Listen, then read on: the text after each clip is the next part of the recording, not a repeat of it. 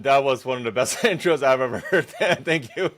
Thank you for the amazing intro. You hit the nail on the head. Welcome to the Kingdom Growth Podcast, where we bring together 7, 8, and 9-figure entrepreneurs to share their stories of humble beginnings, their paths to success, and the personal development, growth, and business strategies that have fueled their journeys. Whether you're a seasoned entrepreneur or someone aspiring to reach the next level, this podcast is your ultimate resource for actionable insights and inspiration. Today's guest is about to drop so much value that you'll want to grab a notebook and take notes. We're talking proven strategies, industry insights, and actionable advice that can transform the way you think about digital marketing and e-commerce. Now, let me introduce you to the man of the hour. Mr. Emmon Khan is a true game changer in the world of digital marketing and e-commerce. I would also argue just in the world of business as a whole. With over 13 years of experience, he's consulted for more than 400 companies, built multiple 7-figure e-commerce businesses from scratch, and helped countless entrepreneurs navigate the complexities of the digital economy. Really, he's known for his no-nonsense, results-driven approach, and Emmon is just an expert at scaling businesses, spotting financial pitfalls, and empowering others to thrive in the online space. So I want you to get ready for an unfiltered, insight-packed conversation that's really sure to elevate your game. One thing I want to lead with really quickly before I turn it over to Emmon is one of the most impactful statements that I heard from Emmon was months ago, and it was something along the lines, and Emmon, I want you to jump in if I'm wrong, but it was something along the lines of, if you could purchase someone today for what they think they're worth, you'll forever make a profit, because the rooms they're in and what they think they're worth is almost nothing compared to what their true value actually is. And that's something that fueled me. It changed the way I just look at really things in general. So anyhow, welcome to the podcast, Emmon. I appreciate you taking the time. I hope the intro did you justice. How is your day going so far, man? I mean, that was one of the best intros I've ever heard. Thank you. Thank you for the amazing intro. You hit the nail on the head. Day's going amazing. It's amazing every single day. We're alive, we're healthy, we're breathing. I'm lucky to wake up in this beautiful world and have two legs to walk on and be able to see, drive to my office and do the things that I love every single day. Very, very blessed. So every single day, every single minute, every single second is a blessing for me. Thank you for having me on. Absolutely. And I think it's important that people make note, like you said, every second of every day for you is a blessing because you're breathing. And really, man, your journey is nothing short of inspiring. If you could, for the listeners, can you take us back to kind of really just to your beginnings and share what kind of sparked your initial interest in digital marketing and e-commerce as a whole? Like, how did those early experiences kind of shape the entrepreneur you are today, and really what brought you to that realm? Yeah, good question, man. So I guess coming back to my origins, there's a saying that it's not about the origins, it's about the actions you take after that because you can't control your origins. So I did not grow up rich. Grew up poor, born in Pakistan, moved to the States with my mom and dad looking for better opportunities. And my mom and dad lived in Ohio, and we grew up in one of the poorest areas. And the middle school I went to was a pretty bad area. I just got picked and bullied on. My communication was really bad, and the humble beginnings I've had in no way, shape, or form should lead to any type of success. I should be doing worse stuff. I should be, involved in gangs, and I should be, hanging out with the wrong people and things like that too. But the main thing my mom and dad taught me, being a Muslim immigrant, was work hard, good character, be good to people, and stay close to God. I think that foundational stuff needs to be there. Some foundational elements need to be there. So I just saw my mom and dad struggling when they were growing up and kind of raising us in Cleveland, Ohio. And going from school to school, and I went to several middle schools, I went to several high schools, I went to several universities, graduated accounting finance major, and I was a consultant out of school. And I traveled about 30 to 35 weeks a year for about almost a decade, consulting with a couple hundred companies, as you mentioned in the intro. And during my consulting years, I saw all these companies, from pharmaceuticals to manufacturing companies to transportation and logistics, consumer goods, companies making revenue from $1 million a year I spend time at, and companies that are making $1 billion per year. I've seen literally everything, and I feel like there's not many people in this space, in digital marketing space, that have the experience I do and the exposure I have had before I got into digital marketing. So while I was consulting at those companies, I saw there's one company manufacturing steel coils making $200 million per year, but then they have 150, 200 employees making 4 to 5, 6% margins. Then I saw another company I consulted with. It was in the tech space, e-commerce particularly. Is a couple guys running a company, very small staff, making millions of dollars per month. I'm like, huh, interesting model. I'm like, these guys have all this manpower, and then these other guys have literally a fraction of the manpower, and they're able to make a whole lot more money. So they just light bulb went off in my head. Number one. Number two, I read a lot. I follow trends. I'm always out examining trends wherever I go. I'm at the mall. I'm traveling the world. I'm like, what kind of trends are happening? So back then, we didn't have TikTok and Instagram and these other social media platforms. YouTube was kind of very small too. But I saw a trend of retailers slowly just shutting down and going out of business. And I was like, why are these retailers going out of business? When I think Amazon at the time was still kind of up and coming, but I saw Amazon was taking quite a bit of the market share from a lot of these retailers. I'm like, well, I can go to the store, but then I can buy the same thing on Amazon at a fraction of the price and get it delivered next day or tomorrow or today. So I saw this trend. I just kept on seeing one retailer going bankrupt after another, and I was like, I need to learn how to do this online. So I think that kind of sparked the consulting with the company in the digital marketing space, e-commerce, and then also seeing the trends in real life happening. So I placed a bet. It's right when you're trying to get into something, you need to place bets. Something okay, I see where the world's going, crypto's popping off, or AI is gonna pop off. Well, I saw retail was gonna die, and I saw the online marketing game, the e-commerce is going to pop off. So I just doubled down on that. So I just spent a lot of time researching and digging deep into the e-commerce game. I started with dropshipping for a number of years, built a lot of e-commerce brands on Shopify, learned Amazon. So I kept on just consuming information around the digital marketing space, how to run Facebook ads, because Facebook ads at the time were very small too. But I just saw where Facebook ads was going to go. I'm like, well, retailers are shutting down. People are going to go online. So I'm sure if retailers are going online, then also Facebook ads and Google ads are also going to increase in volume. So I'm like, I need to learn that skill too. So I think just the following trends and kind of seeing where the market's headed, where the hockey pick is going, that thing was kind of led me into like the digital marketing game, and I never looked back. It's been over probably a decade now. And that's really, thank you for sharing that. But I want to pull a couple things out, like you said. Number one, immigrant from Pakistan, right, which is just absolutely amazing. Because, like you said, you come from I think in today's world, and we've had this conversation before, you see people on social media and you just make kind of assumptions, right? And everybody wants the end game. Whatever the end game is, that's what today's consumers are after. And the end game is the cars, the houses, the fame, the fortune.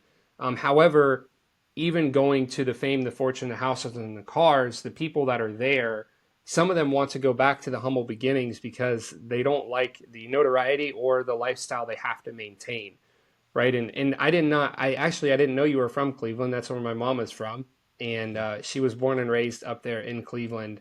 And yeah, Cleveland hasn't changed a whole lot, man. But to pull your to pull yourself out of that, we went and stayed in Cleveland last year, and we stayed. I can't even remember the name of the road. It was a nice Airbnb that we found, and it was off of Denison Avenue. Actually, we watched a shooting happen right out front of the house. Like it I went to was, Denison Middle. I went to Denison Middle School, elementary school. yeah. So I know the area. I know the area you're talking about. it's not changed at all. It was a little intense. But I think you mentioned following trends to go into the e-commerce digital marketing, and you knew to pick up on those trends and follow that. But the trends that you set aside or put behind you was like the family background and history you come from. If you were to follow that trend, was not to bring you to right where you are today, right? Like that Yeah. just doesn't. And I think people should pull that out and make note of that. You were picking up on the important trends that were actually making a difference and driving towards that specifically. right? And so, I mean, and really, you've built with, I mean, at the end of the day, you've not only built, but you've consulted with multiple seven, eight, nine-figure businesses and brands as a whole. What what would you say going into a company and or building your own? What would you say is kind of like the top three strategies that you believe every entrepreneur should focus on to really successfully scale their business in today's competitive landscape, whatever direction they may go in? Yeah, I would say there's a couple of things. Number one, whatever idea or business that you have, whether it's digital or non-digital, what are you trying to get into, it's already been done. It's already in the marketplace. So no need to recreate the wheel. There's nothing I've done that already hasn't been done before. Okay? So instead of trying to recreate the wheel and trying to build your own system, somebody's already built a system, right? Go look at your competitors. So first thing I do if I want to get into any businesses or any industry I want to get into, even industries I don't know nothing about. Let's say I want to get into real estate or I want to get into, you know, uh, buying a laundromat or get into crypto. Like who's done it? Who's really good? Let me make a list of the top 5 and 10 competitors. So I'll have a sheet of paper or I use Microsoft OneNote quite a bit, and I've had this Microsoft OneNote for almost like 10 years, and I have literally so many notes and tabs on there from all the stuff I've done over the years or over the last decade. But I'll make a list of the top 5 to 10 competitors in this space, and I will just spend a whole 1 to 2 weeks just digging down into and learning about everything about the competitor, their website, the social media, what they're doing wrong, how good is their website, is it optimized, the landing page, who the competitors are, where are they located, well, what kind of tools you're using. For example, you can go to builtwith.com and put the company's website in there, and it'll basically give you the stack of all the technology you're using, everything about the company. I did Gold, not gold know key that. nuggets. Yeah, gold key nugget. I'll give you everything. What platform they're using, if they're running Facebook ads, Google ads, I'll tell you everything about the company. And then you can also go to SimilarWeb and then also punch in that same website on SimilarWeb. SimilarWeb will give you all the traffic sources, where they're coming from, and how much traffic is coming to. 40% organic, paid, what websites are sending traffic to them, SEO. I'll give you a breakdown of everything. So now you're able to hack their technology stack and also their traffic sources as well too. So I know before even going, I'm like, well, this company is getting 1 million visitors a month. This company is getting only 1,000. Okay, well, this one seems to be working. This one's around for a long time. I mean, you can't get to 1 million visitors a month consistently if you're not doing something right. Right? These guys already invested a lot of time and money into the infrastructure of their business, and they have a lot of traffic, whether it's organic or paid. That means nobody's gonna get 1 million visitors unless it's working. You know what I mean? No one's gonna spend like hundreds of thousands or millions of dollars on traffic unless it's working. So you make a list of all the competitors, and you start reverse engineering. Okay, and you say, what can I do to make this better? Right? This is the offer they have, and this is all the top competitors. What can I do to make my offer better and different than their offer? And you start just kind of value stacking different things. Okay, well, these guys are doing this wrong and this is right. I can do this better. Usually, most of the time, I'll find a whole lot of stuff that I can do way, way better than the other company because I have a finance accounting background, plus I have a marketing background too. So I can literally go back and I'm like, okay, if I want to, I can completely out destroy this company because I know exactly what they're doing and how to outcompete them. So I would say number one is just reverse engineering what they're doing and making a list of the competitors. Number two is being resourceful. You have to realize that you are good at certain things and you are not good at everything. I know what I'm good at. I know what I'm not good at. I don't need to be good at everything. There's a saying in the book Think and Grow Rich by Napoleon Hill. You do not need to be the smartest person in the room. You just need to have access to smart people around you where you can just tap on their shoulders and get access and solve any problem that you need. So one thing I really mastered is I'm very, very resourceful. If I'm good at certain things, I'll do those. But again, it depends on the time that goes into it. If it's something repetitive that I know I can hire somebody to do faster and better than me, whether it's overseas or locally, I'll just do that. So I'm very good at delegating. A lot of people, I want to do everything. I want to do this. I want to do this. Yeah, if you want to wear multiple hats, go for it. And go, good luck trying to build a business when there's like a real business, a real authentic business takes a lot of time and energy and manpower to build. if you want a small rinky dinky lifestyle business, yeah, you can go try to do everything yourself and wear all the hats. Good luck in terms of like building all the systems. Like you can go build a Shopify store and get to, let's say, $1 million per year by yourself. But to get to, let's say, eight figures, you need a team of people to do it, like customer service. You need park research. You need park sourcing. You need somebody to manage the ads. You need media buying, email marketing, this that, right? So any business, you have to be able to delegate. I don't need 100% of the pie.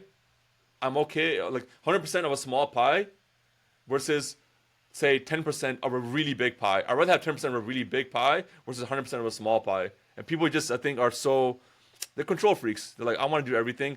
That mentality does not work. The solopreneur thing does not work. So again, number two, I would say just be very resourceful and learn to delegate properly. Simple as going to Upwork or Fiverr.com, onlinejobs.ph are amazing websites to outsource stuff very, very cheaply. I literally, in my business WhatsApp, I literally have about 150 people I reach out to from different like video editing, or they want lead generation, cold calling, funnel design. I'm just one text away because there's people I've filtered over the years, and I can just reach out to them any point in time. Okay, so number three, I would say is probably capital. Capital is a big issue to a lot of people. Like, how do we get access to capital? So capital, either you're using your own money or you're getting debt or you're getting equity. There's different ways to get capital. If you have no money at all, let's say you have a job, I mean, you can put in capital from your W-2 income into the business to try to help scale it. But learn how to leverage debt the right way, leverage credit. So one thing I've also mastered over the years is leveraging credits. You can get 0% credit if you know how to use it the right way, and use the money, liquidate the credit and turn it into cash and put it into the business. Granted, you know the right moves to make. You don't want to get debt to buy liabilities. You want to get debt and credit to buy actual tools or access to people that'll help grow your business. And if you do that, now you have an instant cash infusion you can put into your business to help start or grow it. So I know guys who built eight-figure businesses just off of debt and credit. You just have to use it and leverage. The government does. Donald Trump does. I can give you a whole lot of examples. These guys, like Donald Trump, you think he's a billionaire, but he's a billionaire based off of debt. Trump hotels are based off of debt. Like, you don't know, like, you can't see how much debt he has off his hotels, and some Elon Musk similar as well too. They have cash, but they have a lot more debt. Well, and it goes back to leveraging properly, right? It's the same thing when you're leveraging debt. It's not taxed the same way as other income, right? Like Yep. it's a whole different ballgame. And you mentioned how, number one, those tools that you mentioned are next level. I did not know about that.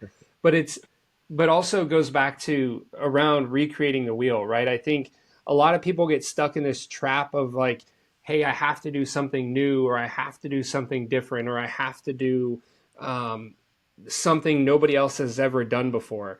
But in all reality, it's the same thing. Like, someone that I follow, or two people that I follow, is Patrick Bet-David and Ed Milet. They both made huge in insurance. And literally, there's millions of insurance companies out there doing exactly what they did. All they did was do it better than the next guy, right? And so and really, it goes back to, again, how you mentioned just leveraging the tools, do it a little bit Mm-hmm. better, and then just tap into the right resources that you actually. Leverage. You gotta have leverage to pull. Leverage to pull. What's the ultimate leverage you can pull to get the maximum amount of ROI? Like Patrick Bet-David and Ed Milet. So their insurance companies were built on a network marketing model. If you did not know this, so Yes. that's why, like, it's network marketing, aka affiliate marketing. That's how they built so fast, because now it's not like them promoting it. They have an army of people going out and promoting their products and help scaling it. So that you can scale at a literally about 10x, speed, 100x speed versus somebody who's trying to do it themselves. Well, and I think around the network marketing, the affiliate marketing, it goes back to what I heard you say months ago at the in-person event, which was, if you can take someone today for what they think they're worth, put them Mm. in an environment. So again, and it goes back to business 101. I'd be more than happy to pay someone 200,000 a year if they're going to generate 500,000 to a million a year for me, right? However, the only way to and I think a lot of business owners miss this, but the only way to find not just A players, but people that will stick with you is if they have this vision inside the bubble, your vision has to be a million times that, because then Mm-hmm. they're going to stick with you for the long haul. And so Mm-hmm. everybody that Patrick Bet David or Ed Milet brought in through network and affiliate marketing was like, hey, your vision fits inside of this. You're worth more than what you think you are now. We're just going to show you again how to pull those levers for themselves personally.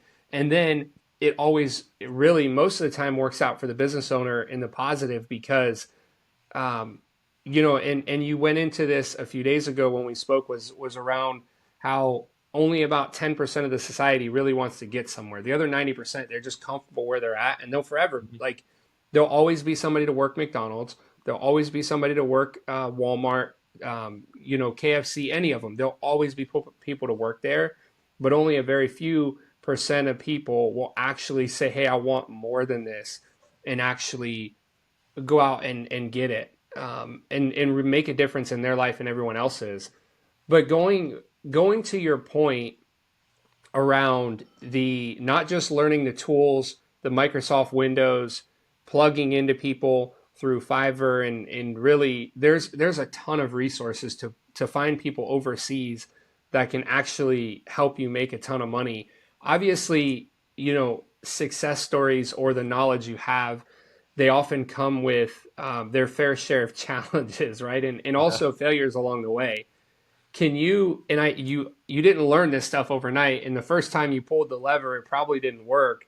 Can you Mm-hmm. share like a significant obstacle that you faced along the way, and also kind of how you overcame it? What lesson did you take from that major obstacle that really our listeners can turn around and apply to maybe something they're going through? Yeah, I mean, back to one of the points you said, I would say just to add, right? There's like five types of people in the world to start off. Number one are people literally that are just so lazy they don't even want to even learn anything. Forget about taking action. That's the first type of person. Okay. Number two is they will learn something, but they will just too afraid to take action. Second type of person. Number three, they will learn it, they'll take action, but at the first sight of an outcome that is not in their favor, they will just quit. Okay. Number four is are the type of people that will learn, they will take action, but they will not get the outcome they want with that action, but they'll keep on repeating the same action over and over and over, expecting a different result, which is the definition of insanity. And number five, the 1% where you need to be are people that will learn, they will take action, and they will not get the outcome they want, but they will keep on pivoting 1% this way and that way and this way and that way until and become resourceful until they get the result they want. Will they be 100% on spot? No, it's okay.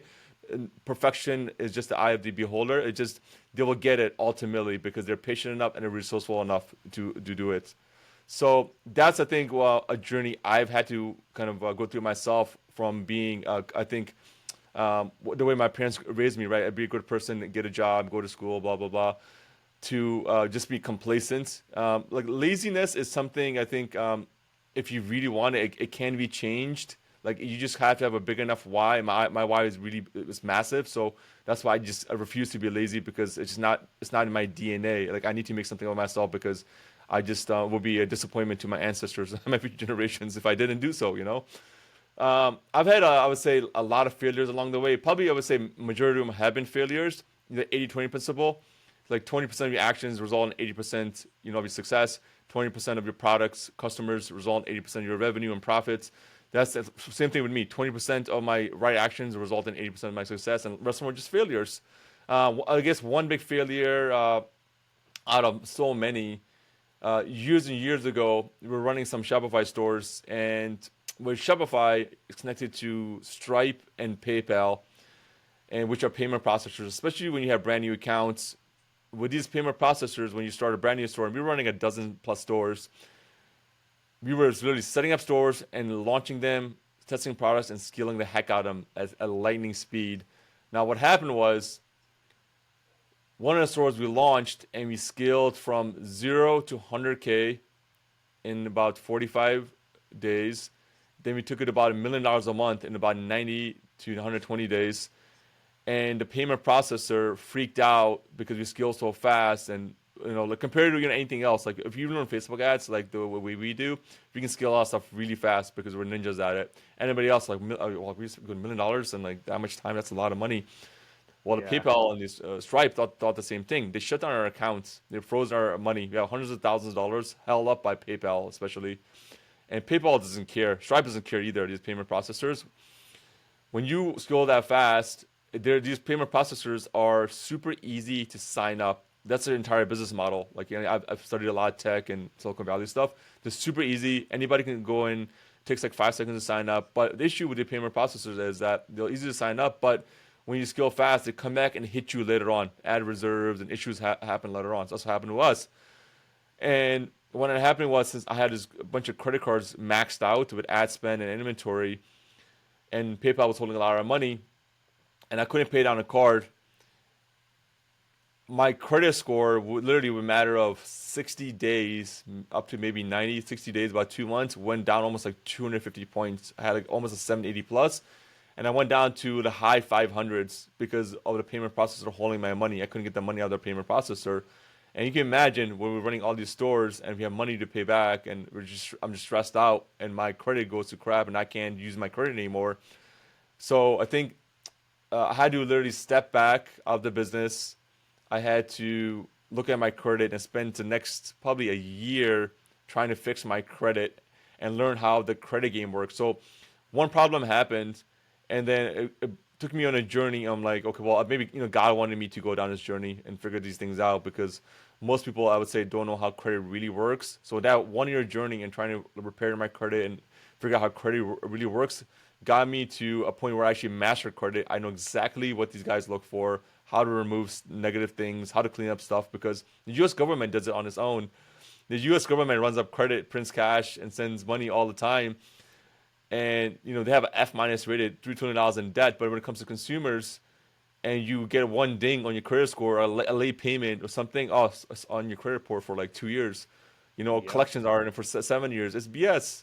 So I'm like, how does a credit system work? How does a credit game work? And I read everything about it. I took courses. I watched videos and just consumed so much information to the point I'm like, okay, I know how credit really works, how to remove negative things, how to clean stuff up, and how to show the bankers what they need to see, so they give me the maximum amount of credit. And this is what the multimillionaires and the billionaires do. They show the bankers what they need to see, so they can access the lines of credit and use the lines of credit to produce more revenue, and then they pay off the debt. That's what that stuff works. So I would say the lessons learned in that was, number one is never rely on a payment processor like that. That's so easy to set up, because usually if it's that easy to set up, that means it's going to come back with problems.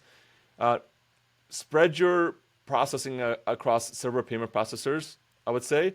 Probably don't use Stripe or PayPal if you unless you don't need to, like, specifically. There's a lot of payment processors out there where they'll actually sit down and actually look at your business from day one, and you actually will work with an account manager from day one to understand your business. So none of these issues where you scale fast happen. They understand your business. They ask for statements ahead of time. You have somebody to talk to. You don't have a rep to talk to at PayPal. You don't have a rep to talk to at Stripe at all.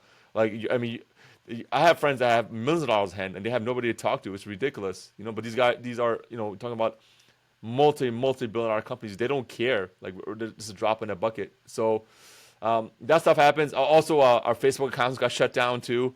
At the same time, everything all at one time. Facebook accounts got shut down. So now we're like, well, my profile I can't use to advertise anymore. What am I gonna do? Well, let me figure out how to get access to more profiles. Let me get access to more business managers. Let me get access to different things. Like, problems happen.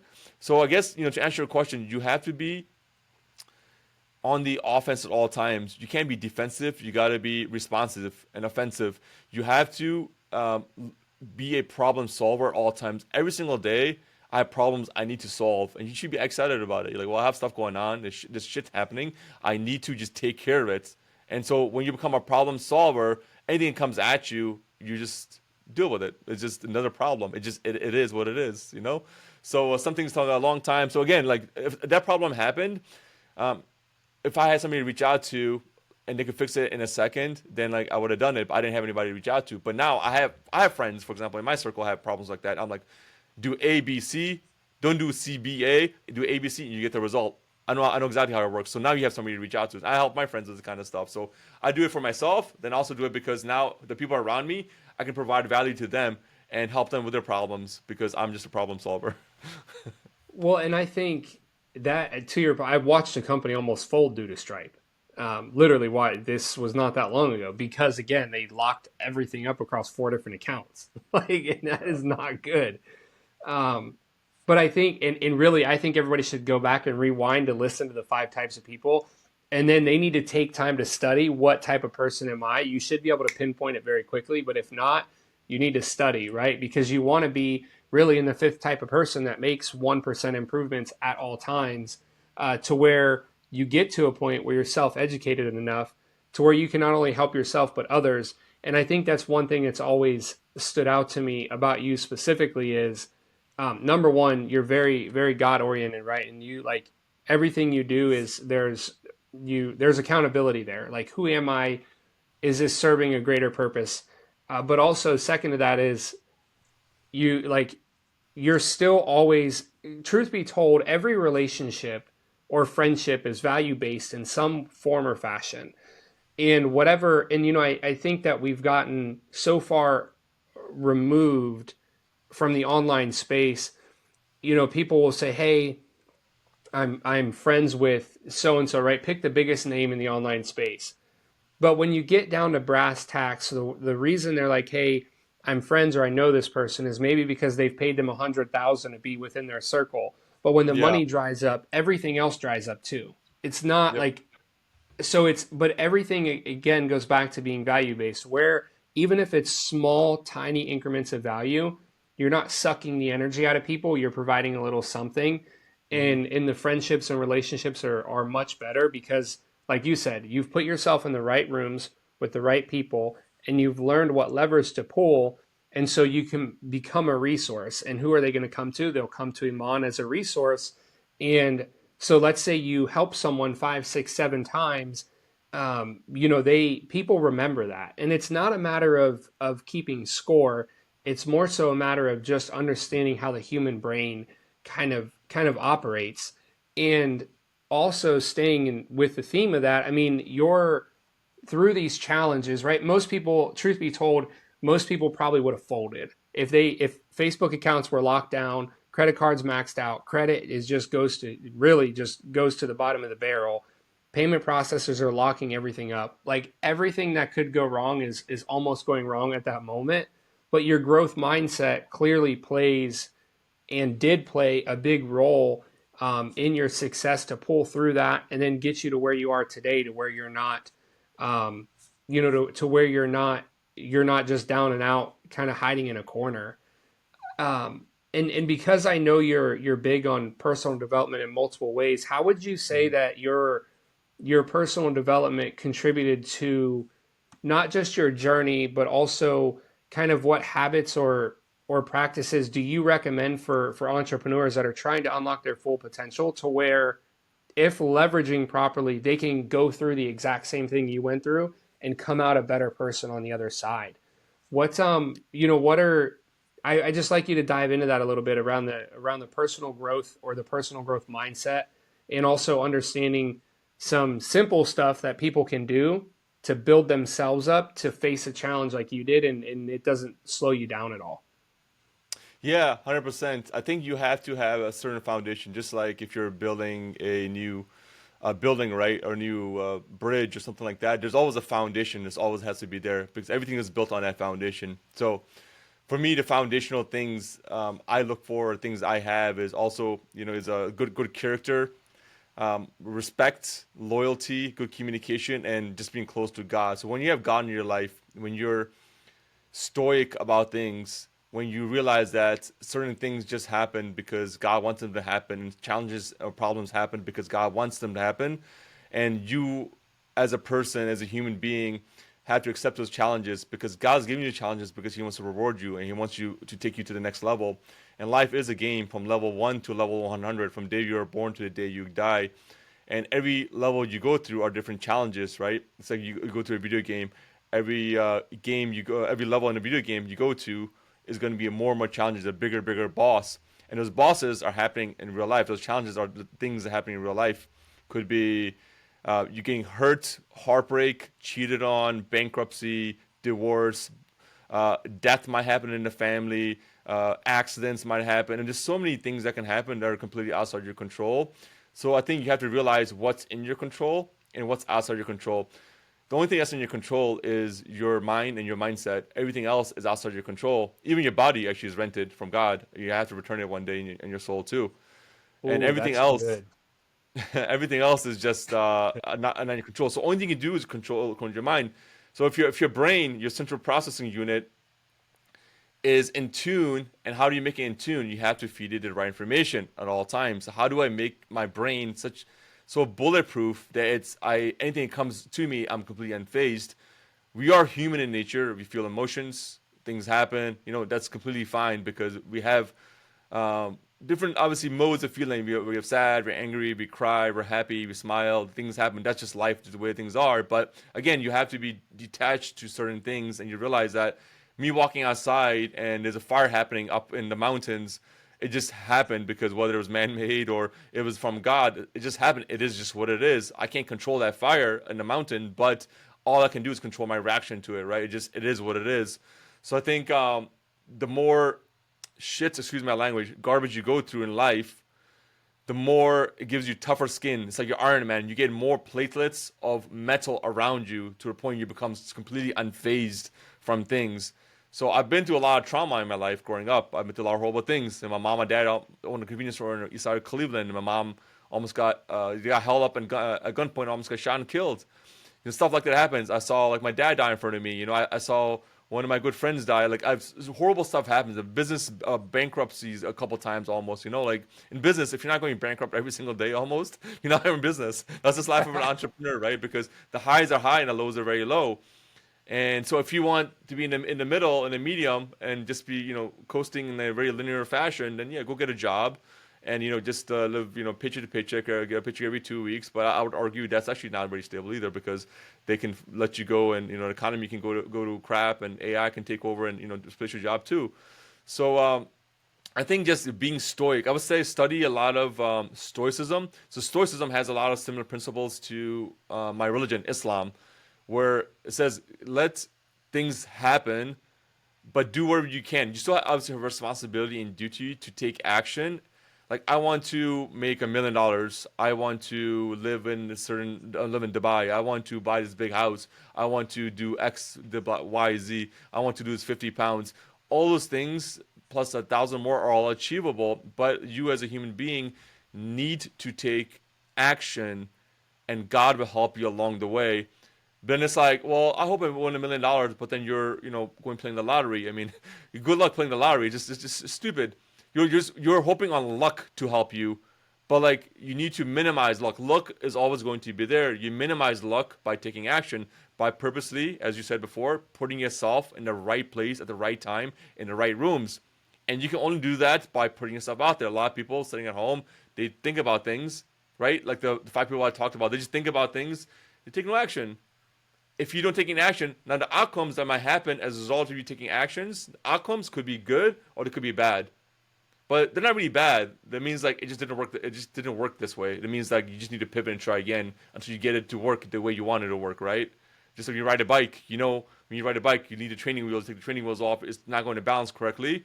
So you figure out like, okay, if I try this a couple more times, eventually, or you'll get the bike to balance, and now you know how to ride a bike. You know how to swim. You know how to do public speaking. So all these skills are learnable skills, and the I'll give you this really good formula. It's called the 4 C's. You guys will love this. You can actually formulaically actually develop confidence in anything. I'm gonna give you guys. It's called the 4 C's. Okay, to develop confidence in anything, follow this 4-step formula. Okay, number one, you need to commit to doing it. You just have to have a commitment to do it. This voice inside your head is gonna say, "Don't do it."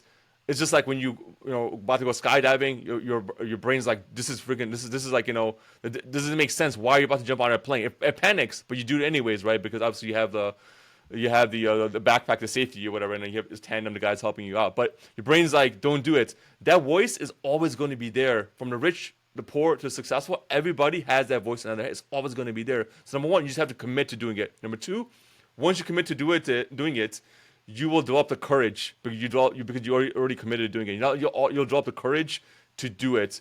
And okay, well, I committed. Now I'm just going to do it. Just gotta have the bravery to do it, even though you'll feel nervous inside. Public speaking the first time, or running a funnel, or Facebook ad, or talking to a girl, or swimming, or whatever. You develop the courage. Number three is once you develop the courage, then you're going to develop the capability of doing it. You develop capability by just keep on repeating it over and over again until you actually get it right. And after you commit, you have courage, you have capability. Number four, you become confident. And that 4 steps, you repeat that 4 steps over and over again, then you become confident. Confidence, you don't just start out being confident in anything. It's impossible. You have to do these other things to become confident at something. Well, and I think those 4 C's are huge because they go back to you're able to do what you're doing without being burned out. You're able to minimize and think about it. The lottery, and I was listening to this morning. The lottery is built on belief. Okay, so the Yeah. belief is I buy this, they're going to give me this, but we can't really track it. But we just believe that they're going to be honest and they're really going to pour it back, right? We know the lottery was created to go back into local school systems.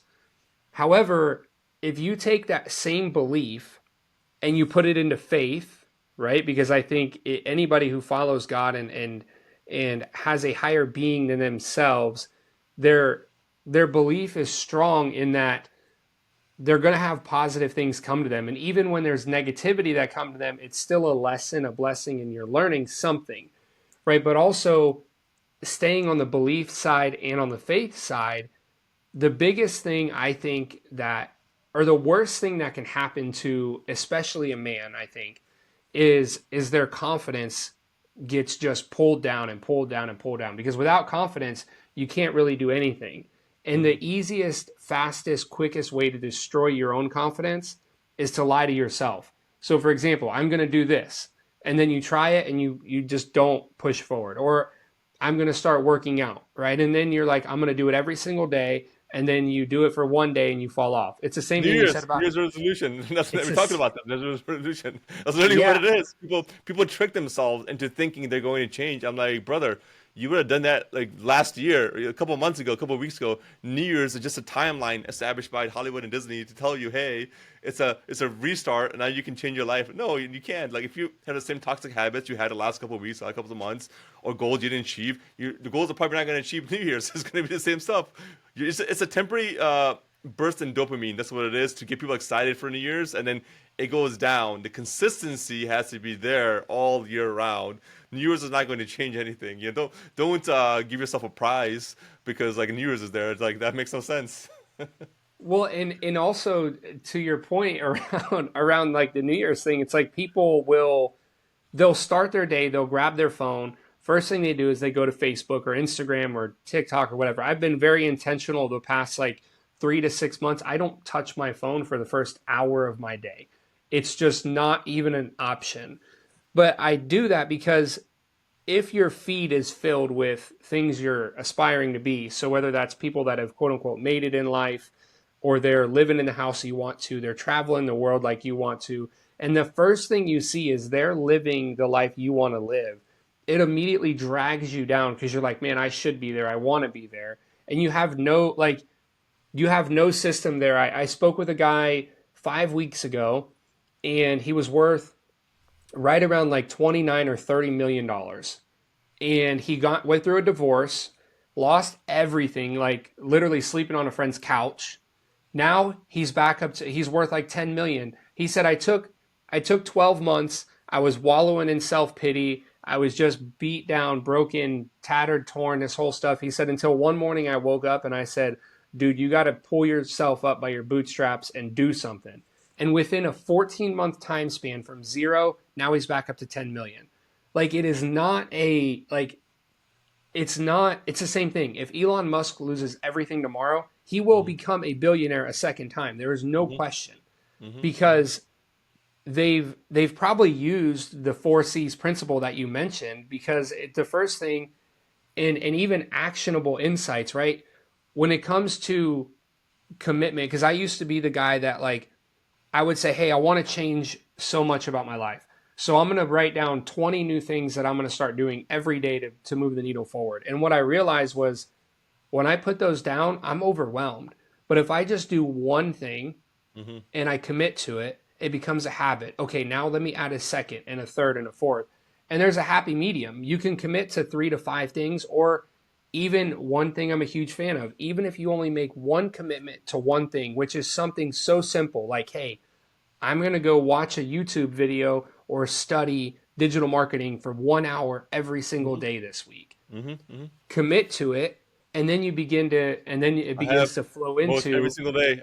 First thing things that every single day, man. I just stuff I need to get done, written and different things like that. Every single day, I go through and like write stuff down and things like that. And I cross off stuff. Like you gotta have an action plan, right? The kind of what you said. I mean, like to your point, right, about the guy who lost all the money, all the wealth. And then like the things you said before that about the lottery. So that's the difference, right? Somebody winning the lottery. When somebody wins the lottery, they don't really become better as a person at all. They got lucky. It's pure luck. They literally most of those people end up losing all the money. And then the second example you gave me with the guy, well, he already made that much money. So even though he went back down, he became a better person while learning. He went through trials and tribulations and the challenges, and he was able to deal with those. And then he lost it all, but he already dealt with the challenges. So he's like, you know what? I already know the roadmap.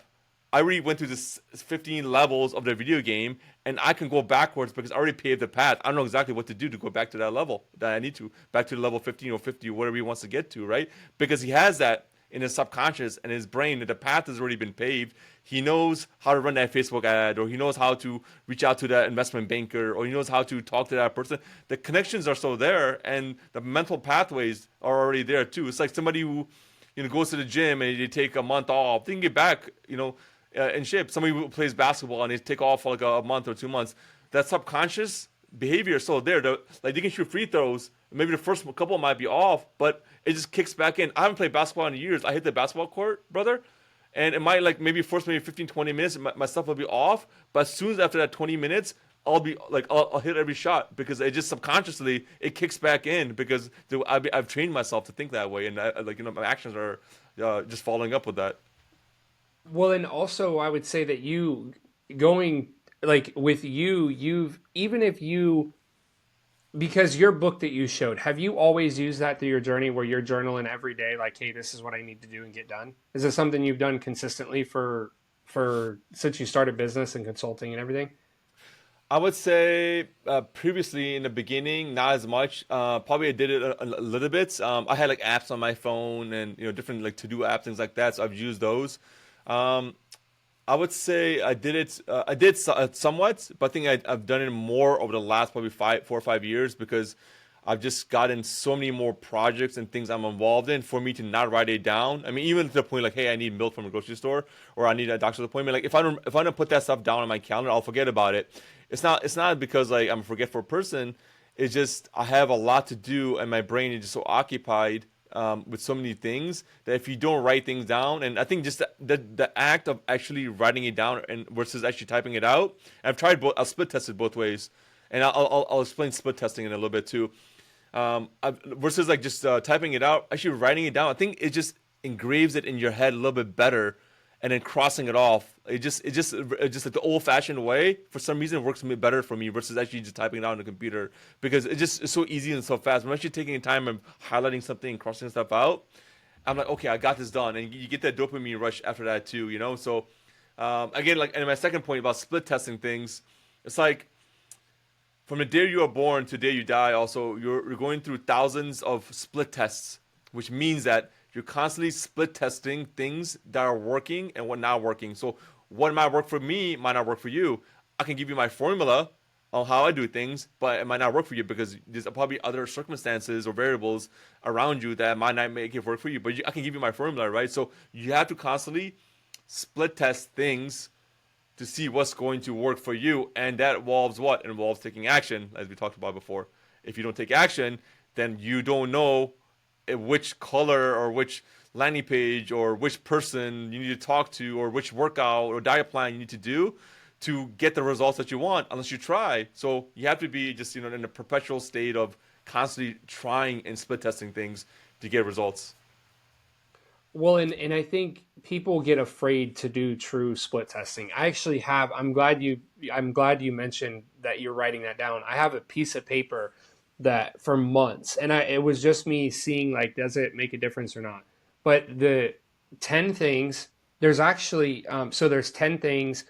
All of them say I deserve to win because, right? And then there's a blank line where I'll write down why I deserve to win that day, right? 10 things each and every day. Um, and it just, the reason being is because then it sits right here on the calendar, and then every time if something did not go the way I want it to, right, I can look right down on the paper and say, okay, I deserve to win because of this. That's why I'm doing this. And it also ties back into to because you're talking about different variables and stuff. It goes back to like somebody discovering their why, especially in business. And I tell people, and maybe I'm wrong for saying this, and I'd love you to chime in on this, but like 99% of the people, when you ask them why, their first immediate answer, they'll immediately say, "Oh, it's because my family, or it's because my kids or my wife," which I support that, right? But in my eyes, dude, that's a must. Like, how now? If that why drives someone to do what they do, hold on to it, grasp it, run with it, right? But like for me, it's a must. So can a why be a must? Yeah, but are you going to have the same drive as if it's something larger than yourself? Hmm. It's hard for me to believe, right? And so, and I don't think enough people really, if they spent their time to write their why down and say, hey, this is why I'm doing what I'm doing. Reverse engineer Hmm. to an earlier point, reverse engineer, go all the way back, because if you start at the end and work your way to the beginning, the path is already paved. Now you're literally just fast forwarding back through it. But it goes back again to like figure out the real reason you're doing what you're doing to prevent burnout. When you do run into pitfalls, you have a reason to fall back on. Because like think about it. Somebody's like, hey, my why is my wife and kids, which is great, right? What is the top priority? Well, I want them to have food. I want them to have shelter. I want them to have these things. Okay, cool.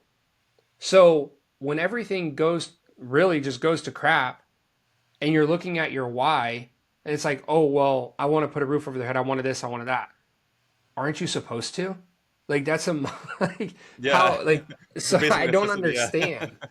It just doesn't, to me, it doesn't even, like, for me personally, it just does not flow at all. And I think people's why should scare them. Like it should really scare you on why you're doing what you're doing. Because in life, there's no finish line. Like you said, like there is no finish line in life, or you shouldn't have one until You the day shouldn't. you Yeah. die. You're finished. Yeah. I mean, it's a journey, like you said. It's not about because entrepreneurs, the real entrepreneurs, never actually arrive. They're a constant, perpetual state of always doing and taking action. Because when you arrive, then it's like, then what? Am I like go on vacation, sit on the beach for like a couple of months? Like, I mean, that stuff is cool, right? But I've traveled to 35 countries at this point, and I've gone to some of the coolest places. But after about almost like 2 weeks max, I start to get kind of antsy. I'm like, I want to get back to work. I think it's enough sitting in Thailand or Tokyo or where I am. Okay, I've seen enough. I want to get back to work. Like I need to go back and produce because my mind just works that way, right? And it's about the journey and the person you become in the process before the end result. And just you're leveling up, you're getting wisdom, you're helping solve problems, you're helping other people out, and going back to your point too, it's just the vision is bigger than yourself. How can you not yourself make money or do things? It's about the time freedom you gain. How can you help people around you get better? For me, it's like, well, hundreds of years ago, I'll give you an example, like the biggest banks, right? Like Goldman Sachs, for example. Goldman Sachs was a couple guys in these little marketplaces that were peddling loans to people. The concept of giving a loan and then basically collecting interest off them. And then fast forward now, they're managing in billions of dollars because they had this grand vision of where they wanted to take, quote unquote, like a bank. They created a bank, I guess. Now it's a financial system, and they manage hedge funds and things like that too. So it's like you gotta have such a big vision where you're like, well, it's not just me. Just you're thinking generations down. How can I help my generations, future generations, set them up for success? It's like Goldman Sachs did like 100, 200 years ago. JP Morgan did, right? These big companies did like 100, 200 years ago when they started. When they started to where they are now, it's like they were passed on from generation to generation. That's where you create generational wealth. how can I help my friends become really successful if they listen to me, if they take my advice, and if I try to help them, because obviously some people just can't be helped, and some people are open to it, and it just you can't waste your energy on people that are not even open minded to being helped, just stuck on their ways. And I have some close friends like that, and I have some other people like that too, who are just so stuck on their ways you can't really help them, which is fine. You have so much energy bars you can like allocate to them. You only have so much energy per day. So if I was gonna take away all like 10 bars, then it's probably not worth it, right? You gotta have somebody who's already in going towards that path, and you just help them along the way. So that's another thing I would say: just stay away from people that just suck the energy out of you, versus people that actually already doing it and they just need help along the way. Then it's like, well, all you need is this thing, you need this person, you need this tool, and you're ready to go. So you gotta be very careful who you're around with as well, and try to be the type of people you're trying to help. Well, and I think that also ties back into why you've been able to forge the path you have, because you've recognized these things, right? Like it's a it's a matter of like, especially when it comes to energy. I don't care what you believe or who you are, the the energy that you surround yourself with, you will become, right? Like Yes. somebody who grows up around a bunch of drug addicts and they hang around a bunch of drug addicts, 9 times out of 10 they're going to become a drug addict, right? And Yeah. so like alcohol, the same thing. You go to the bar downtown, and it's nothing but people who live paycheck to paycheck. They're spending their extra few dollars on a drink every night. It's like, that we have a burger joint right by our house, not far from us, and it never fails. Dude, it doesn't matter if it's Monday night, Tuesday night, Wednesday night, Thursday night. If I go in there to pick up burgers, the same few guys are sitting at the same bar stool every single night. And it's like, do they enjoy it? Sure. But I had one of the most transformational moments for me was actually my wife's grandfather. Back in 2019, we moved in with my wife's grandparents to go start our first real company, and we started talking to him about investments and like the things he could have done, and just conversations, right? And he's in his 80s, and one thing that really clicked for me was when once her grandmother passed away, not long after we moved there, her grandmother passed away, and we believe it was a blessing, and we were led there to go spend her last days with her, Hmm. because I was like my wife's best friend. But where I'm going with this is when she passed, he had a list of things that she wanted to do. Okay, like they'd been married, I think 60 years or more at that point, and there was a list. And right soon after she passed, he started checking these things off the list, like Mm. concrete outside, um, planning a trip on a cruise ship. Like, and I'm like, what is happening? And he said, I wish that I would have known these things earlier in my life and been Hmm. around people who taught me these things to not live in this cycle. But what he realized was how precious time was and how much time had been wasted to that point. Did they have a Hmm. great marriage? Yes. Did they have a loving home? Did they raise great kids, great grandkids? Yes. However, going back to you got to be around the right people, they were stuck in an environment of like just, and truth be told, it was a very religious environment. And so, like, everybody is, we can't get Complacent. to this level. What's that? Complacent. Complacent. They're just complacent. Yeah. And then when she passed, he's like, oh, I got to do all this stuff. And so when I saw that happen, I was like, man, time is super precious. And now he realizes, because it was a constant, hey, I'll do this tomorrow, I'll do this tomorrow, I'll do this tomorrow. Yeah. And the people around him were like, oh, it's okay, oh, it's okay, it's okay.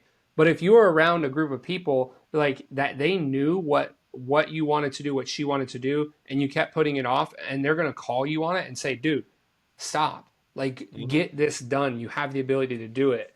And Yeah. that's why you have to cut certain people off, keep certain people around, and also you have certain people for certain days of the week, right? Like, Exactly, exactly. I mean, yeah, you don't want to be a big fish in a small pond. You rather move to another place and be a small fish in a big pond, especially what places that make you uncomfortable, right? I mean, somebody who was born in a specific town, they went to school in that town, they got a job in that town, they got married in that town.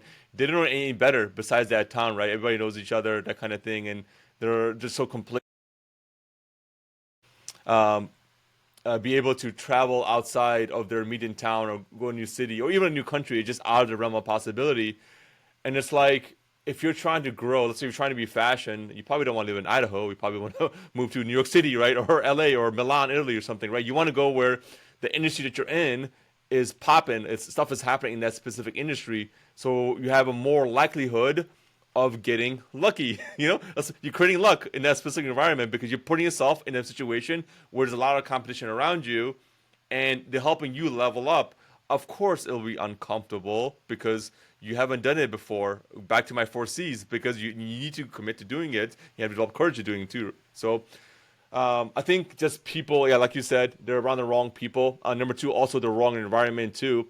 I mean, get up, move to a brand new city. It doesn't have to be the most fanciest place. If you want to come to LA where it's super expensive, or New York City where it's super expensive, or you want to go to Dubai or whatever place you want to get to, it's super expensive. Find a roommate. You might not get the perfect scenario. Like I want my own place.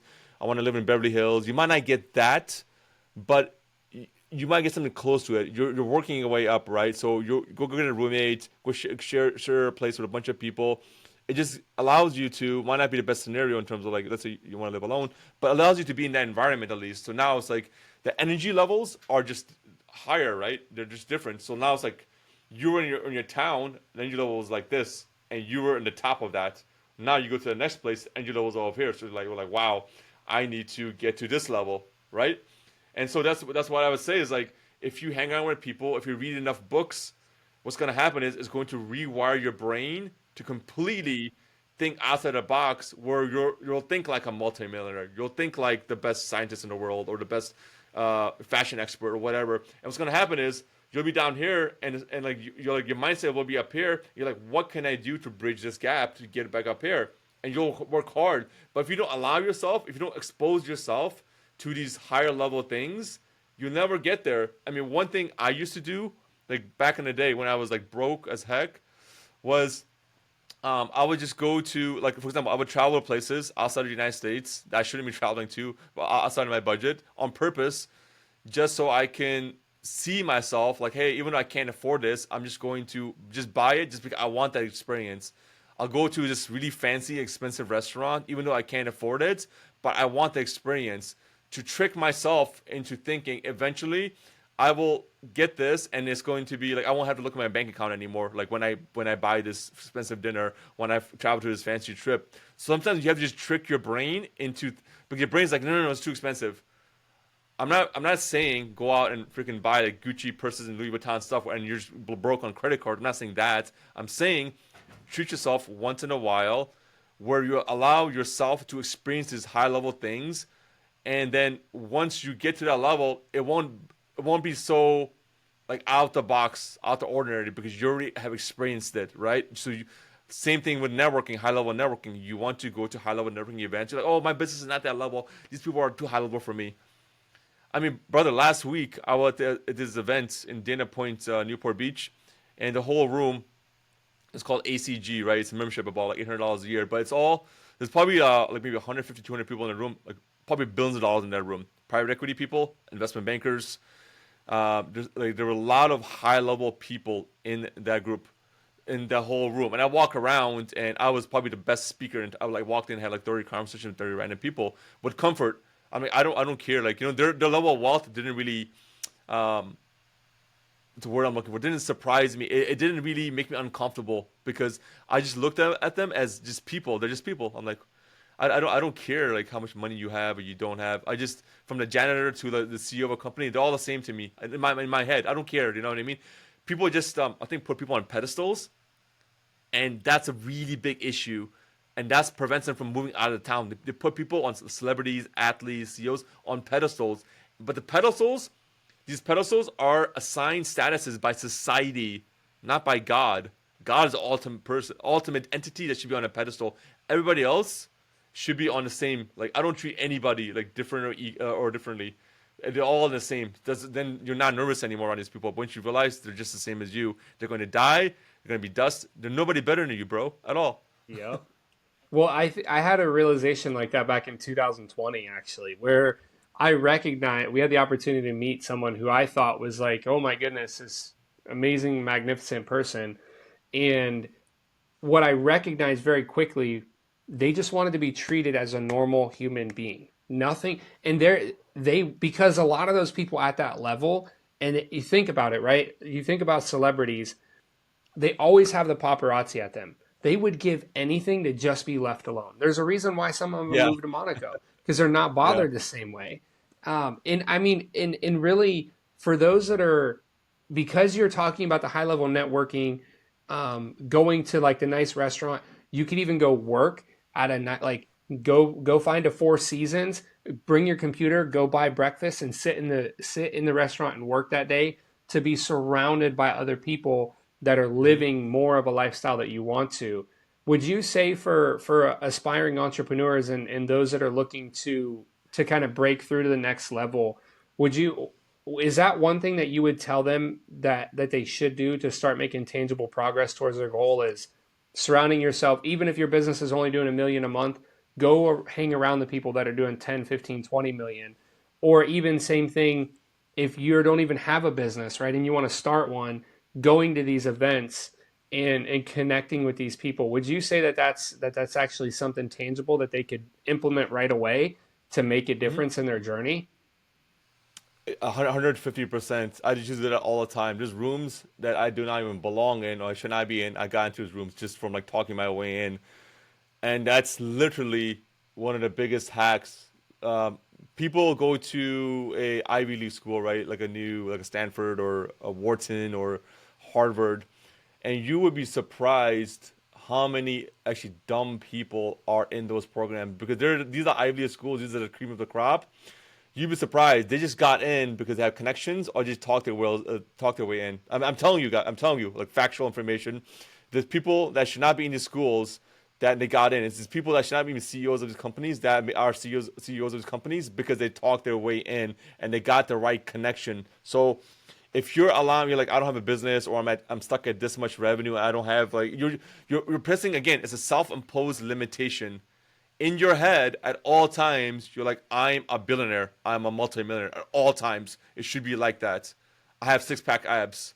You gotta have that strong bulletproof mindset because if you believe that subconsciously, you're going to project it consciously, right? When your words come out your mouth, like I'm talking to these guys who are in this room managing billions of dollars in assets, and I talk to them like I have billions of dollars in assets, and they look at me, but I'm just a very good conversationer. I know how to talk the lingo and I know how to talk to people, and they look at me and I get their numbers and I get the contact information because they want to connect with me and I want to connect with them. I purposely put myself in this scenario. So yeah, so environments, like you say, like the fancy hotel are good ones. Going to, I would say, like I used to have a membership at WeWork before. WeWork and Regis, for example, are co-working spaces. They're all around the world. They have thousands and thousands of office. It's not about the space. Yeah, you get to work in a space, but also the networking aspect of it because there's a lot of startups and different companies and our marketing people. There's lawyers, there's accountants. There's this guy over here does graphic design. This guy over here does programming. This guy does this. So you have these different people, right? Where you can connect. I made a lot of friends actually just going to WeWork offices. For example, when I first, this is like years ago, and I have a private office, but you can go to any office, for example, around the world, anywhere, any city you go to in the United States or Canada or international. There's typically a WeWork or Regis office there. So you can go get a day pass or get a monthly membership. It's like $200-300. That $200, bro, will give you access to any office around the world. You jump in and you can work in the general area. And now you have access to all these people, and you can just open your mouth and just have conversations with people next to you or people at the front desk. And they have after hour events and things going on. I've gotten so many connectors. One of my good friends is like amazing programmer. He's built like three or four like these amazing platforms. He's one of my good friends. Like he's working on my Wealth Equity Club platform too. I met him through WeWork. People at expensive gyms, Lifetime or Equinox, $200-400 a month. It's expensive gym. I go to gym to work out, but if you want to go for networking, like if you want to pay a couple $100 to go to an expensive gym, it's not about the workouts. It's about like networking you get. Look at the garage, it's all Lambos and Ferraris and Rolls Royces. It's the networking you get. You're making an investment in the networking. Any conference I go to every year, I probably spend about $100,000 on different conferences and masterminds, right? And I scope out which ones I want to go to every single year. And then every one of these conferences or events or masterminds, there's presentations going on stage. I would say, since I'm a pretty advanced marketer, I maybe get 5% value from the extra content, 5, 10%. And I learn a couple gold nuggets here and there, right? I can implement into my business.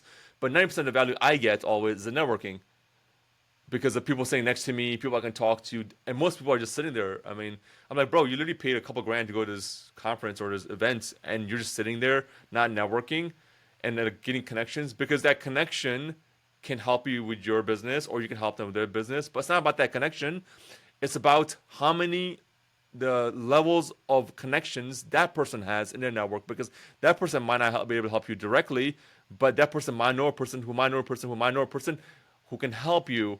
And if you have that mindset and we're like, I'm there to just fucking make friends with these people and transactions will just come later on. If you're just genuine and you just go in there and try to make friends and you get connections, you get numbers. And then number two, I would say, like I'm a master networker. Once you get a connection, you need to also follow up with that connection. Set up a lunch, a dinner, an after thing, something afterwards. Because a lot of people get business cards. I see it happen all the time and they get tons and tons of business cards, but then there's nothing done afterwards at all. There's no follow up. Fortune's in a follow up. So once you follow up, try to set up a dinner, a lunch, and like if you want to, like get a bunch of them together and just set up a lunch and dinner for them. If you have the budget, pay for it too. I promise you, like never forget you ever. Now you have a lifelong connection because you were able to follow them. I'm a person. I would say 90% of my connections or people in my life are because people I reached out to didn't come to me. Everything I have is because I went out and I got those connections. I want this friend in my life. I want this business connection. I made the effort, even though the other person didn't make the effort. So you have to be very proactive instead of just waiting. People are, oh, he didn't call me and text me, email. I'm like, reach out. you know? Yeah, Pe- because pe- most, yeah. I mean, Yeah. especially at the events, the best Yeah. conversations happen in the hallways. That's just Yep. the truth. Like, that's literally like, yeah, can you learn a lot while there? Yes. But it's the same thing with the networking hours, right? Like if the event is from 7 to 4, or let's say 8 to 4, sometimes they do like a cocktail hour. Even if you don't drink, go to the cocktail hour, meet the people, Mm-hmm. right? And so and really, I mean, it's the same thing with me. Like I can blaze through my phone and there's people that I reach out to very regularly, right? Because they're at a level that I want to get to, and even if it's small, for example, I think one thing that's overlooked, if you can connect someone with the next person, you are very, very valuable in the middle because they know that without you, they've not been connected to that Mm-hmm. person. So even if you don't have money or an idea, if you can go through your phone and it's like, hey, I know this person at this, I know this person that. You play the connector game. They're going to take care of you because they're like, oh man, I'm making a connection. He's not Mm-hmm. making anything from it. He genuinely cares. But the only way to know what each party needs and is looking for is you have to talk with both of them, right? And so it goes back to like you said, the fortune is in the follow up Mm-hmm. because you can push through the noise. And if you're doing, it's the same thing in sales. I would say 80 or 90% of salespeople, they never follow up. The amount of money that can be made on the follow up is absolutely ridiculous. Um, and then also when things go right and you were the one that connected them, you're forever ingrained in their mind. It's like, Mm-hmm. okay, cool. I remember this person for this particular reason. And I think that also goes to how you can really build even in super uncertain times, right? Like how you can build a resilient business even when we just got through the election, the economy was a little weird and wonky. 2024, some businesses fizzled out and some skyrocketed. So even through uncertainty, if you can play the middleman and the connector as things are changing very quickly, you begin to learn, hear, and be told things that other people don't know simply because you're speaking with the right people. Mm-hmm. Um, Mm-hmm. This it's is a a, and very, it's the this, no, same this way is a, like go how ahead, go ahead. it's the same way how the politicians make so much money in the stock market. They know Mm-hmm. before certain stocks do what they do. Mm-hmm. Mm-hmm. Yeah, no, I mean, you hit so many good points there. The act of building goodwill, the act of brokering, right? You're brokering talent. So kind of like what you said, when you connect John with Bob, and because John has a problem that needs to be solved, and then Bob has a solution, you connect them together. You obviously don't get anything in that transaction, and obviously you need to be non-transactional at all times. You do get something. You get goodwill. Goodwill comes back to you. Hey, Emmon connected us together. because Emmon connected us together. I do that all the time because I'm like, I get nothing out of it. I think people are like, well, if I don't get anything out of it, I'm not going to do it because I get nothing out of it. You're not going to build anything like that at all. You're not going to build goodwill. Goodwill far surpasses, outweighs any type of transaction you can ever have. If you become a master networker and a master connector, it's the act of brokering. Because now, let's say you are the jack of all trades and you only have a little know-how and knowledge about certain things, but you really get in networking and connecting people together. Everybody will come to you, and it will make you look like a freaking, amazing, I'm not going to use the term God, but like an amazing idol in their eyes. Like you provided so much goodwill, you connected people together that you become a broker of the talent. Now you're brokering this person's talent and this person's talent to this person and this person. You're connecting people together, and people will just come to you naturally to help solve problems. And that in itself is just like, you're a real estate agent. A real estate agent does not own the property. Real estate agent just takes the property from the property owner, and they have a pool of buyers they're trying to put the property in front of and basically, sell the property. You didn't own the property. You can do the same thing with talent. You can broker talents. If you have somebody has a problem and you have somebody else that can solve that problem, if you're able to bridge that gap for them or give them that piece of gold nugget or advice or course or give them access to something that they didn't have before, I mean, you literally save them hours, days, weeks, months, years of potential work they would have done on their own or mistakes that would have made because you just helped them out. I'm doing that right now. Like I have some problems. One of my friends going some credit issues, and I'm like, I know what you need to do exactly. Do what I say, ABC. I don't want anything out of it. I'll help you because I've already been through the exact same problem. And they're going to be grateful. Now I have a lifelong friend. And at some point in the future, this is an important thing to note. At some point in the future, people are like, well, if I don't get anything out of it, I don't want to do it. At some point in the future, that goodwill will come back to you because this is the laws of the universe. It's called karmic retribution. Karmic retribution works in bad ways. If you screw people over, it'll come back to you. But also works in good ways, meaning that if you do good, if you do goodwill, in the future, that person or somebody else or some other thing will come back to you and reward you in some way, shape, or form. You have to just know that in the back of your head. You gotta believe in that. If you don't, it's gonna be hard to grasp a concept. But you gotta know like it'll come back to you tenfold. And for me, like it could be weeks or months or years later, but it always does. That's an important thing to grasp when you're trying to do something where you don't earn anything from the transaction.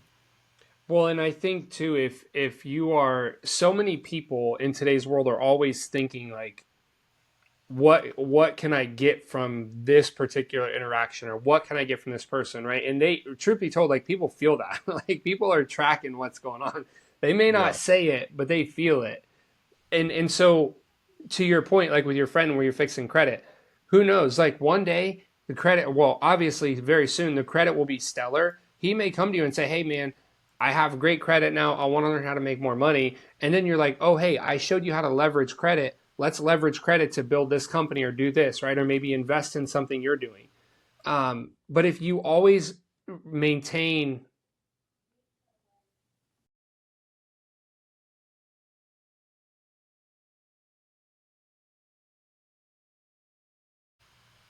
Oh, so weird. Just kind of like jumped off. I don't know what happened. but if you always maintain the mindset around like not what can you get from it, but how much value can you provide, it Hmm. will come back, whether it's from that person or someone else. Because I would argue that 90% of society, they're not looking at it from that angle. They're looking at it from what's in it for me, because everything about life is transactional, right? Yes. Even when they're going to the grocery store, it's like, what's in it for me? You're going to get groceries. Or when I, or for example, if somebody's broke down on the side of the road and you fix their tire, and you fix their tire and you're like, okay, thanks, have a great day. Most of the time they're like, wait, you don't want anything for it? They're Yeah. stunned. They're just like, whoa, they're stunned by it because you're providing nothing but value to them, and really truly helping them out. Which again goes back to, not only is it an important quality to have as an individual or a person, but also it allows you to thrive when things are a little like when things are a little shaky and the waters are a little uncertain. It will allow you to thrive because people will either A, look out for you, or B, you've built up enough goodwill at this point that you Hmm. will continue to push forward. Or worst case scenario, let's say you get to a point where you're ground floor again, you just reach out to a few people and you're good, right? And you don't everybody who and maybe this doesn't apply for like the Rockefeller family, but like anybody who's at a point they're at now was once where you are. You Hmm. know, like I had a great meeting with a gentleman of last year, and all he does is go in and he does fractional CRO stuff. So he Hmm. probably has equity in 20 or 30 companies. He's built all these amazing things. He built this new product. They have like 600 meetings scheduled for this new product, and he's not even done ads. He's talked to like two people, and they're like, "Oh, dude, you helped me with this." Literally building a company off of just connections through networking after all these Yeah. years. Um, but but he's even seen people like, where the parents will hand a child $1 million to go buy a company knowing they're going to fumble it. They know that they're going to fumble the million. However, they're trying to teach them a lesson. The people that go through that path when times become uncertain, when they hit a brick wall, most of the time they're not going to get beyond it because they're going to fall back on like they didn't have any skin in the game anyways. And Yep. so they're literally just in this cycle of not yeah, they're in a cycle of not really understanding and actually getting to the next level. And obviously with you, you've been in the marketing space for a decade or more now. Like you've been through turmoil in the marketplace. You've seen what's happened. You've Hmm. watched companies fizzle out, companies expand. Amazon, they operated at a negative for a long time. And Jeff Bezos in the interviews, Hmm. he's like, I know, we do that on purpose. Like Yeah. the guy's just wild the way he says that. And then it's Yeah. people like you that come in behind that and drive the ball forward and you just stick Yep. around for the long haul. And Yes. because you Yeah. were consistent, you're here.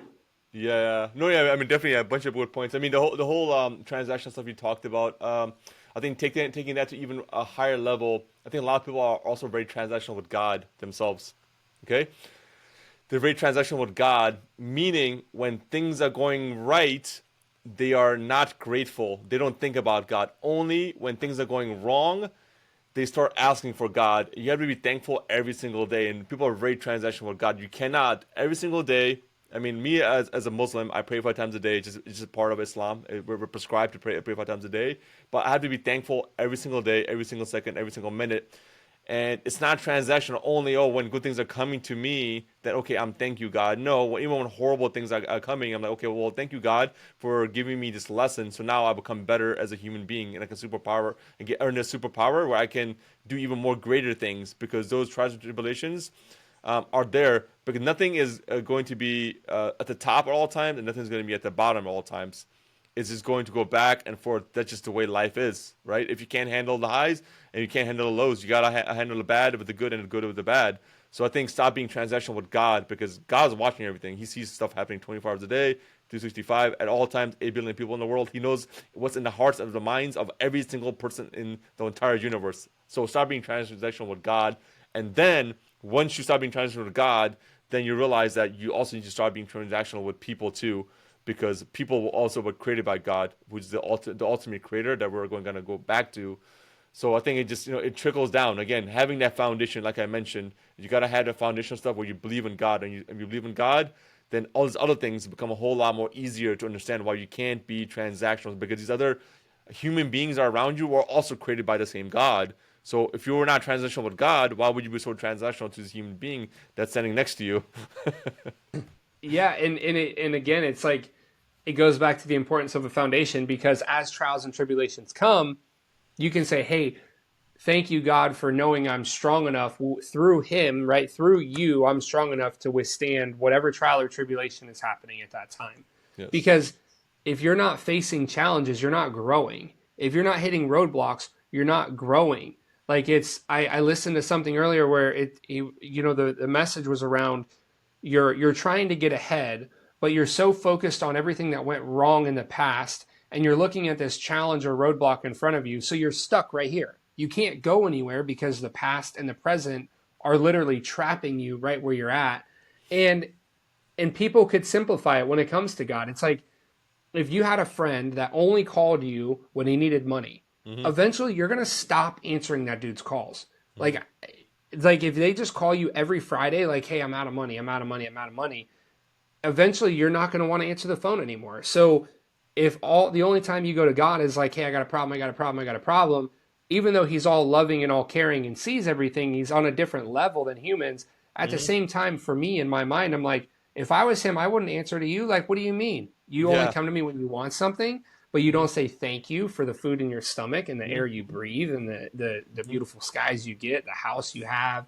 Um, there's this thing called the daily G code that I started doing from Ryan Stewman, and it's basically it's a process you go through every day of, and it's free. It's just a website you go to, but it's like 5 things you're grateful for. What are your wins today? Did you go to the gym? Did you stick to your diet? Like it's little simple stuff, and even going through that and then being very intentional with what I'm grateful for each day. Like I've noticed going back to look at the history, the very first thing I put is I'm grateful for my relationship with God. Like every single day, Yeah. it's the same number one. Um, but I think to your point with business, relationships, daily life, if you have a foundation of God there and know that you're serving a higher purpose, I naturally believe that different doors will be open for you because you're not Mm-hmm. going to intentionally hurt or harm people Mm-hmm. because that's not who you are as a person at all. Mm-hmm. Mm-hmm. Yeah, I mean, you have a good moral compass. If you're transactional with God, and what's going to happen is then God will also put transactional people in your life. That stuff is true. I'm telling you, just like we were saying before, that if you hang around with people that are going nowhere in life or doing drugs, and that's the route you want to take, then that's the type of people you're going to be around. And then God will also put transactional people in your life too, because like all you want are transactions. If you're transactional with God, God's okay. If you want transactions, I'll put transactional people. Point in case, if you look at the celebrity world, like Puff Daddy or P Diddy or these guys, jail, prison. Like nobody wants anything to do with him. Run a mile away because he spends his whole life just making money. It's all transactions. People like you because of your fame and fortune. Now, once that gets taken away, you have nothing left. Just transactions at that point. Transactional stuff. And people are very transactional in nature. These people are not close to God in any way, right? And so that's the unfortunate reality. It's called, you have bad and good energy transactions, bad energy and good karma transactions. Meaning that if you do shady stuff, you do pornography, you want to scam people, do scammy stuff, that money that you're going to get, drugs, all that kind of stuff, is going to go as fast as it comes. Versus good energy money, doing things the right way. That money is blessed and it's yours because you did it the right way. And it's just the way, just the way, karmic retribution, right? It's just the way it works. Good things and bad things. There's an example I like to give, for example, is you have like two islands, right? And on both of the islands, there's 100 people. And on one island, they have a concept of God, and the other island, there's no concept of God. On an island that has a concept of God, they have a limited amount of food, and they know God is watching at all times. They will take that limited amount of food and ration it across the island so everybody's able to eat and survive on that island. And then Yeah. other island, there's no concept of God or religion, and what's going to happen is because they don't care about it, they know there's no in the back of their head that they don't believe in any type of karma or retribution or heaven or hell or there's nothing the concept of that. They're going to ravage and kill, murder each other, take the limited amount of food or ration it, and just eat among themselves, and a lot of people will die. And then obviously that island over time will just fail to grow in terms of like a society, and this other island is going to figure out a way because God's helping them and they did things the right way, and that just it creates positive energy versus bad energy. So you don't want to be you have to pick and choose what do you want, in this life, and it's very easy, what to choose. And it's the same, I think, same thing with business. If you're connecting and relationing with people that are bad energy, you're going to put off bad energy and get bad energy back. Yeah. Versus if you surround yourself with people that have a moral compass, that have integrity, that are really trying to make a difference, naturally what's going to happen is you will become similar to them and you will do similar to them as well. It goes back to the story of the Golden Gate Bridge. If you research and study the Golden Gate Bridge, and this ties in with business, God, your personal relationships, anything. Hmm. When they were building it, there had been people that had died, right? Because this was a long time ago, before OSHA and the government was weird about safety. And to make a long story short, they had an engineer come in, and what they did was they ended up building a net under where the guys were working. It expanded, I think, 15 feet on Hmm. the on each edge. But what they recognized was there was they ended up coming in under budget, and they did it faster, even though they were they were projected to be over budget and be delayed on the completion. Once they put this net in, the guys got so comfortable because they knew if they fell, the net would catch them and it would never hurt them. So Hmm. they worked faster, they began to enjoy it, and then they recognized that even the morale of the team that was working increased, because at lunchtime, some of them would jump into the net and they would Hmm. just fall backwards into the net. And I share that because if you're serving God and you're truly helping people and you're truly making a difference, you know that no matter what happens in your life, you have a net. So if Hmm. you do fall off or you do jump off, your net catch or his net catches you, Hmm. and you can always get right back to where you were and then even go further, such as completing the project itself. Yes. Um, and your journey has really it's your journey has shaped what it means to be resilient, keep God in all that you do, even through success. You didn't lose him, right? Like Hollywood does. When they get money, they lose God. And also the power of treating others the way you treat God, and the way you network with people is the way he treats you, is the way you're treating other people. And the way he treats you is because you treat him a good way. Therefore, it's just naturally flowing through you to other people. The concept Um, of energy, man. Concept of energy. Like people don't believe, and like, and if you study the laws of physics, like energy can't be created or destroyed. It just merely transfers. Energy is there at all times. So energy could be in anything. Could be energy in relationships. Could be energy in money. Could be energy in crypto. I mean, there's a lot of ways we can describe energy. So if you have this understanding, good understanding of a concept of energy, how it works positively, and how you're able to, if you're able to exert positive energy out into the world, and you do it in a good way, the laws of the universe, the stuff you cannot see, like some people don't believe in this stuff, but the stuff you cannot see, it's there's always watching, and it comes back to you at all times, good and the bad, and the bad and the good. So you just have to be very careful what type of actions you take and type of people you're around with. And that's why one thing I don't do is, like, I don't take any substances, because substances in our religion are banned, because they just cloud your judgment, they cloud your thoughts, and also they take away your connection with the Almighty God. And when you have a stronger connection, but you're not taking substances in your life, then you're able to do things, you're able to produce things, you have to have grand visions, right? Like we were saying before, you have to have a vision bigger than yourself, and you can only do that with a through connection with God. And when what happens is things will just conspire in the universe to make to just pave a path for you to just follow, and you will, like, able to clearly see that what the actions that you need to take and the steps you need to take to get there. and it all works for the greater good. I had our whole family sit down and watch the movie The Secret a couple years ago. Yeah, it's a good movie. Um, and my youngest son, because a man is formed between the ages of 0 and 7, that's when the man is really formed. And we can change what's happening as we get older if you grew up in a bad environment and stuff. But most of the time, from 0 to 7, people will default back to that. But our youngest, after watching that, like, he just the way he operates, thinks, and moves is way different. And so he's always of this mindset of how can I, and it's so magnificent to watch. It's always like, how can I provide value and be a good steward, right, of what I have. People naturally, like, things will just come to him, right? And it's Mhm. simple, small stuff. Like, it's the small, he's only 8 years old. So it's like the smallest stuff in the world that can come to him, but he's recognizing and learning, like, this is what my dad tells me about. This is what the movie The Secret talked about. This is Mhm. what's happening.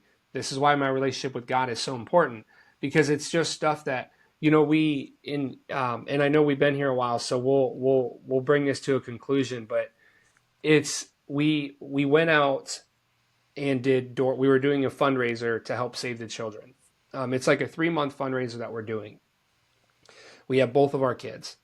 Our youngest, he's like, Dad, I'm going to be a trillionaire. I'll be the next president. I'll do, like, he's just got massive, the dude's going to go to change the world. That's what he'll tell you.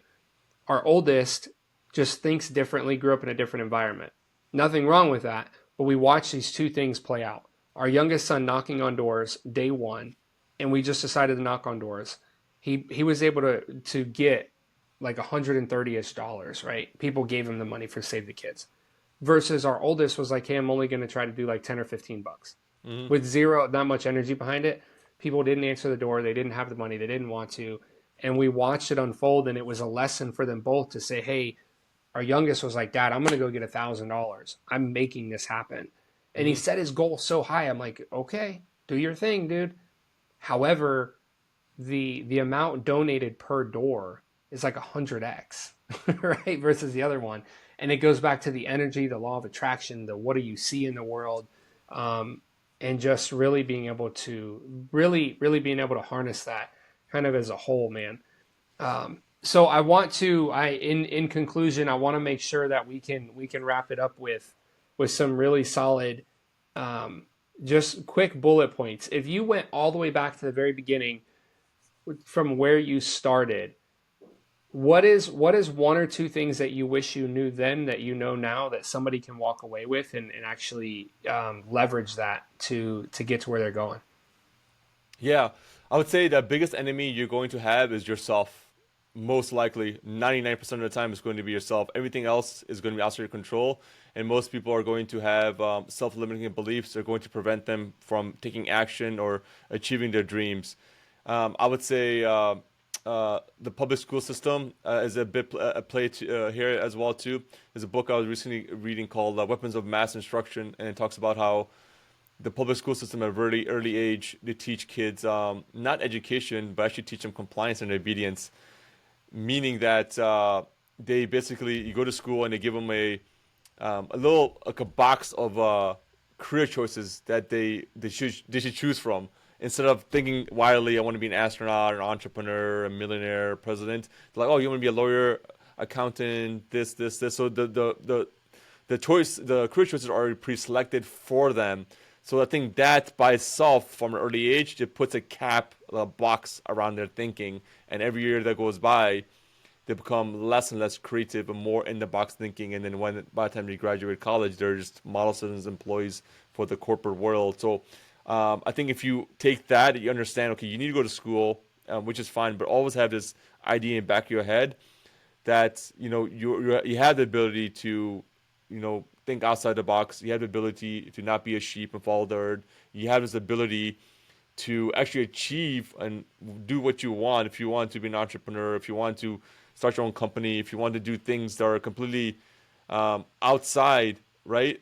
Completely divergent. You want to be an anomaly. They think out and be outside the box. It's okay. So growing up, I didn't think that was okay. I was taught to do the opposite, like go get a job and be an employee. And what happened was then I got boxed in and I became my worst enemy. And then every action I would take was just self-limiting myself.